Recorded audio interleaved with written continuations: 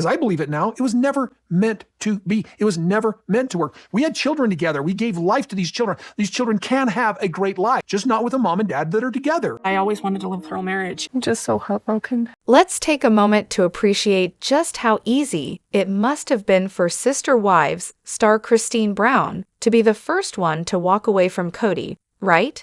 I mean, it's no big deal to be the trailblazer, setting the precedent for a breakup in a family that's supposed to be all about unity and forever, right? Totally chill. Christine didn't have the luxury of watching anyone else do it first. There was no, oh well, Mary did it, so I can too. Nope, she had to stand there, thinking about what starting over might look like, with absolutely no clue if it would even be possible.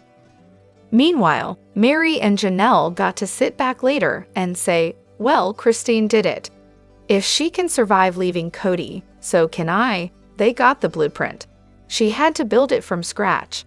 And Christine, she wasn't just thinking about herself. She had to worry about what her exit might do to her kids. Would Kody try to influence the family to cut off her and her children completely? There was no guarantee that Isabel or Truly wouldn't be shut out by the whole family. Meanwhile, Janelle could leave and think, well, my kids can still hang out with Christine's kids. They'll be fine. Christine had no such assurances. But sure, it was all a breeze for her, right? Having to sit in front of the entire family, explain why she was leaving, and get grilled by Kody like she was the bad guy, getting accused of abandoning the family, being screamed at, and told she wasn't about the sister wives life anymore. Fun times. And of course, Robyn, had to chime in with her fake concern about religion. Funny, since none of them seemed to go to church, but sure, suddenly Christine's faith and release from the marriage were a priority for Robyn to interrogate. And then fast forward to Mary's grand exit. Did she ever bother to reach out to Christine? Maybe say something like, hey girl, remember when I smirked while you announced you were leaving and totally didn't support you? Sorry about that. Turns out, your exit made me realize we were all just faking this whole family thing, and I wasn't ready to face it yet. My bad. Nope. Radio silence. Can we all just really acknowledge how huge Christine's move was? I can't get over how much courage it took. She must have felt like she was walking into a firing squad. And honestly, I still don't think I've fully appreciated how brutal that must have been for her. She clearly did her homework, though. I bet there was plenty of therapy and consultations, maybe even with someone who advised her on how to handle Kody's inevitable attempts to intimidate her, along with potential resistance from the other wives. And let's not forget how she handled Kody's infamous kidney tantrum like a total pro. Seriously, I would have lost my mind. But not Christine. She was already mentally halfway out the door, laser-focused on her freedom. She'd done the hard work ahead of time, and she was so ready. We've got so much to dive into today, so let's not waste any time. Let's jump straight into it. Hey everyone, what's up? It's Elena here, and welcome back to my channel Reality Nexus X. However, Sister Wives star Robyn Brown's emotional manipulation of her children is just as damaging as Kody's blatant abandonment of his. As a mom of grown kids, I can't even begin to describe how infuriating she is. Her delusional dysfunction not only ripped her kids away from their biological father and his entire family, who clearly loved them, but she also never allowed them to truly integrate into the family she supposedly fell in love with. Instead, she isolated them and infantilized them to the point where even as adults, they don't feel safe enough to leave the nest, attend a sibling's wedding, or show up at a family funeral. Meanwhile, Kody's kids from his first 3 wives are thriving because they had great moms. I genuinely worry about the mental health of the kids trapped under Robyn's roof. And let's not forget the irony with Robyn. She calls herself a polygamist, but during her first marriage, she was the only wife. Long enough, in fact, to have 3 kids. Then she marries into a plural family and surprise, ends up being the only wife all over again. Honestly, Robyn is like a cowbird. You know, the bird that sneaks its eggs into other birds' nests, and then the chicks shove the others out. No matter what she claims her religion is, it's always been clear she'll be the only one left standing. It's exhausting how many people still buy into her helicopter mom act. Let's be real, she's not hovering over her kids out of love or anxiety. She's a control freak, plain and simple, using that anxious mom persona as a cover. Those kids? Pawns, just like Kody is. In fact, Robyn and Kody are the male and female versions of the same person, manipulative, self-centered, and incapable of seeing past their own narratives. Look at Brianna and Aurora. They never stood a chance. Now they're adults, frozen in fear, paralyzed by anxiety, and probably terrified at the mere thought of reaching out to the rest of the family. At least Dayton found a way out through university and moving away from that toxic environment. With the right outside support, he's managed to succeed. And having a connection to the Jessup side of his family likely helps too. But those younger Robyn jars, they're the perfect products of the environment she's created. It's tragic, and I genuinely feel for them. Additionally, I was rewatching some earlier episodes and got to the part where Christine suggests moving back to Utah. I didn't catch it the first time, but wow, Kody totally set her up to get shredded by the other wives. He acted like he was all for the idea and even gave her the impression that he'd back her up when the conversation happened. But when the moment came, he completely flipped and left her hanging, then turned against her like it was his plan all along. It was obvious he wanted her to get hurt, and you could practically see the satisfaction on his face. Probably his way of getting back at her for the disrespect of daring to visit their kids without his permission. It was pathetic and cruel. The fact that he and Robyn could watch that, along with his ridiculous performance during the whole discussion about Isabel's surgery, and then act all shocked that Christine wants out. Unbelievable. I hope the original 3 wives take them for every penny they've got. And don't even get me started on how he manipulated Mary into agreeing to move to Flagstaff. He totally played her by hinting that they might rekindle their relationship. Hugging her, going on about how the new place was romantic, and how it made him see Mary in a different light. What a joke. He's such a piece of work. It drives me nuts how Kody pretended to be on board with Christine, only to leave her to fend for herself in front of everyone. Am I the only one who remembers Kody being the one to bring up the idea of moving back to Utah in the first place, even before Christine mentioned it? Or am I losing my mind here? As well as, rewatching of Sister Wives Season 1, Episode 4 really brings a whole new level of frustration. They were clearly struggling financially. Janelle literally had tape holding her car window up on the way to the hospital. And yet, they still thought it was a brilliant idea to bring on another wife with significant debt and 3 more mouths to feed. Like, what were they thinking? It's mind-blowing how ignorant and selfish all the adults were in this decision. Sure, they might be good moms, and their kids seemed happy enough, but none of those kids deserved the hardship that came with this lifestyle. At that point, they weren't just financially strapped, they were willingly choosing a path of poverty, and for what? And then there's Robyn. Janelle straight up voiced that Robyn needed to get a job, like a normal contribution to the family. But somehow, Robyn twisted that into, please let them see my value. Girl, your value? We all know she had no intention of ever finding work. Her endgame was crystal clear from day one, to be a kept woman, living off the rest of the family's hard work while contributing little to nothing herself. It's infuriating how, despite the very obvious financial struggle, they just kept adding to the pile with no regard for how it would impact everyone, especially the kids. However, while I don't agree with everything Mary Brown's done, I think looking at it through the lens of her fertility struggles offers a lot of insight. Fertility challenges are already emotionally draining, and Mary had to face that without the support of a loving, monogamous spouse. It doesn't excuse her behavior, but it does help explain it. Her actions seem to come from a place of deep pain, and that's something to have empathy for. At the end of the day, people deserve a bit of kindness, especially when they're trying their best in tough situations. Mary's perspective is one shaped by years of hurt. And then there's Robyn. She didn't just want Kody, she wanted the whole family package, the complete family dynamic. Kody, on the other hand, probably never loved the OG3 as much as he thought he did.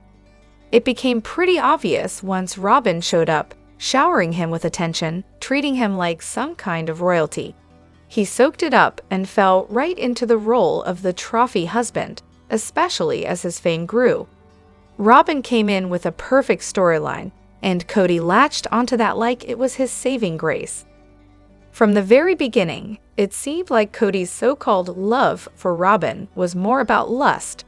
He doesn't seem emotionally developed enough to even know the difference between love and infatuation.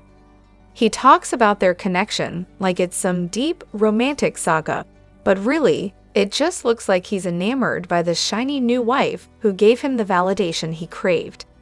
And honestly, not to sound rude, but Robyn hasn't exactly aged well over the years. She looked a lot better in those early seasons, but as her manipulations and inner ugliness started to surface, it almost seems like it's showing physically too. All that drama and scheming, it's not doing her any favors. Also, it's wild to think that Sister Wives star Kody Brown's supposed deep emotional connection with Robyn has actually made him a worse person. Usually, when you find true happiness with someone, it should help you grow and become a better version of yourself. It should give you patience, peace, and a sense of security. But instead, Kody's relationship with Robyn seems to have done the opposite. Instead of being grateful for the deep connection he should have had with his first 3 wives, he's become more self-centered and bitter. Happy people don't thrive off of tearing others down. They don't try to keep people miserable to maintain their own sense of superiority. They want others to feel the same happiness they do. Do I think Kody is truly happy with Robyn? Not at all. I think he's more comfortable with her because she asks for less. She's willing to tolerate his selfishness, while the other wives were probably less inclined to do so. Kody is spoiled and, frankly, lazy. He's someone who doesn't put in effort unless he sees some immediate benefit to himself. Robyn's a safe space for him, someone to unload his complaints without judgment. The other wives? I highly doubt they would have just sat there listening to him gripe nonstop. Robyn, however, indulges it, and that has come at a huge cost. It's alienated him from his entire family, except for her kids. A partner who truly cares about you wouldn't allow or encourage that kind of behavior. It's strange, though, because it's like Kody's turned into a misanthrope after supposedly finding true love. That doesn't seem to add up, does it? True love should make you better, not turn you into a bitter, self-absorbed person. And then there's the fact that Robyn and Kody enable each other's bad habits. Their so-called deep connection isn't because they push each other to be better people. No, it's because they're both so self-serving and indulging each other's worst tendencies. They're not helping each other grow. They are just letting each other wallow in their own selfishness. It's a toxic cycle that doesn't lead to anything healthy. Furthermore, rewatching the move to Flagstaff, and it's infuriating how it really marked the beginning of the end for this family. Sure, coronavirus made things worse, but honestly, the whole decision to leave their cul-de-sac was a huge mistake from the start. It felt like Kody just wanted to read the market and make a financially driven move, completely disregarding the emotional cost to the family. On moving day, everyone's in tears, upset, like they had to do it. Like this was some unavoidable decision. It's honestly baffling. The decision to uproot the kids, especially Gabe, was selfish and inconsiderate. He had to leave his school and his life behind for this move, and it seemed like Kody just bulldozed through it. Then there's Maddie and Axel, Aspen, all the adult kids who had just settled in Vegas to be closer to the family. Moving away from them wasn't just a decision, it was a rejection of their efforts to establish their own lives. I just don't understand the rush to leave a perfectly good setup in the cul-de-sac. It made sense financially, and it gave them space and proximity to each other. Why throw that all away? Kody's push for this move felt so selfish. The money they'd already invested in the cul-de-sac could have given them the perfect living situation. But no, Kody ignored all of that in favor of some vague desire for a fresh start, while disregarding everyone's feelings in the process. It's hard to watch. Was he running from something? Was he trying to escape something? Does he even regret it now, or is he still too stubborn to admit it was a massive mistake? I've always thought that Robyn's need to move to Flagstaff had a lot to do with Dayton. He was already settling there for college, and Robyn clearly wasn't ready to let him have any freedom. She needed to be close to him, even though he was an adult. She couldn't stand the thought of him not being under her thumb, and moving was the perfect way to make sure she stayed in control. But what really gets me is how Kody moved away from his adult kids who had already moved to Vegas to be closer to the family.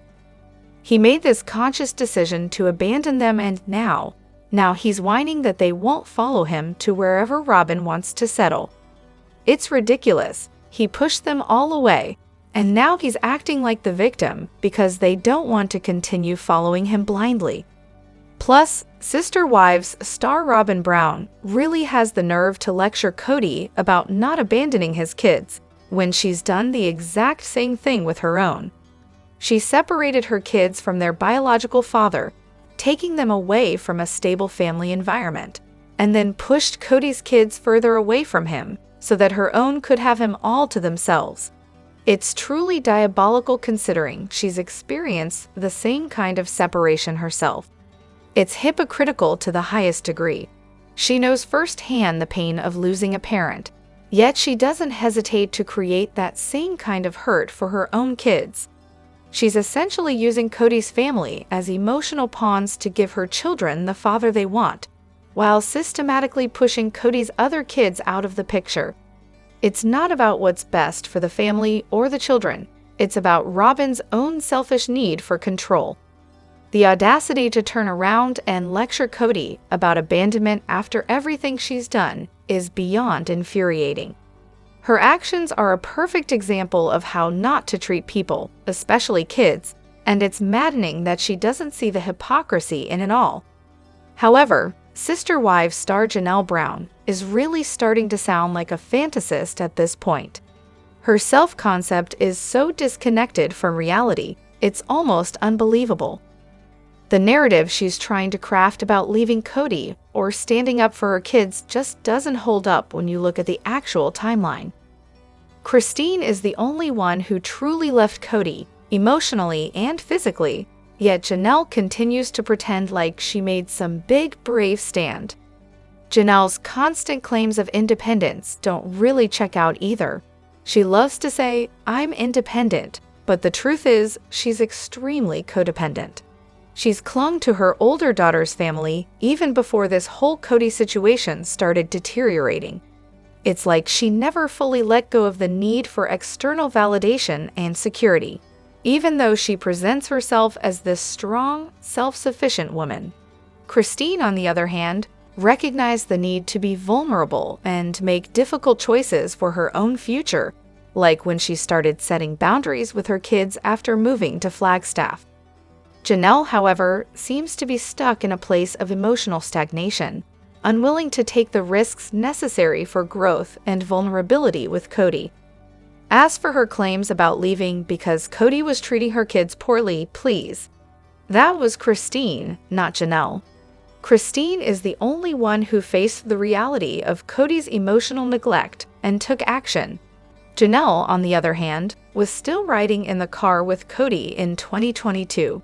Talking about a new beginning when he had already shown how little he valued her and her children.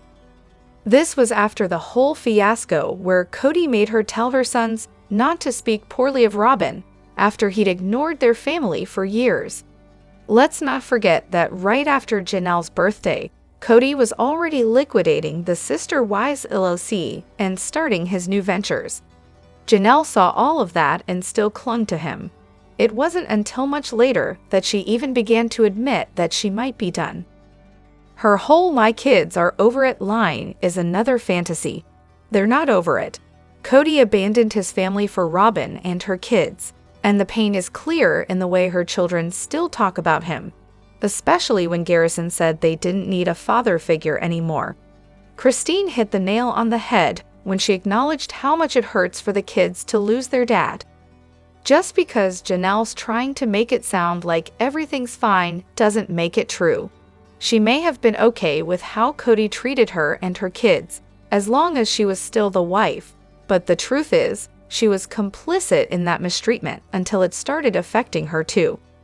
Janelle has spent all this time creating a narrative where she wasn't abandoned, but let's face it, she was abandoned. She just can't seem to find the strength to admit it. Instead, she's been hiding behind this false narrative of being a strong, independent woman, when in reality, she was just another pawn in Kody and Robyn's game. I really admire Christine and Mary for having the courage to be vulnerable and admit the pain of being left behind. They didn't shy away from acknowledging how deeply Kody's actions hurt them. Christine, especially, has been open about her journey of healing and moving on, and I think that's why she's been able to find peace. Meanwhile, Janelle has latched onto Christine's newfound strength in 2023, hoping to ride her coattails now that Kody is slowly phasing her out too. At the end of the day, Janelle's story is one of self-deception, and it's honestly getting harder to buy into her narrative. She has a long way to go before she can truly confront the reality of how Kody treated her and her family. Also, rewatching this show really does reveal so much more with every viewing, and about the differences in how Kody treats the kids. That episode with Truly learning to ride a bike is such a clear example of Kody's parenting style. And it's honestly really telling about his emotional disconnect from his children. Truly is scared and expressing what she needs. She's asking for comfort, reassurance, and a slower pace, yet Kody completely dismisses her feelings. Instead of validating her fear, he dismisses her concerns and enforces his own idea of what she should do, telling her she has no choice but to ride the bike. The "my body, my choice" line is almost ironic, given the context. She's trying to assert some control over her situation, and Kody's response is to overpower her feelings with his own agenda. Then you compare that to how he handles Aurora's panic attack. It's a completely different dynamic.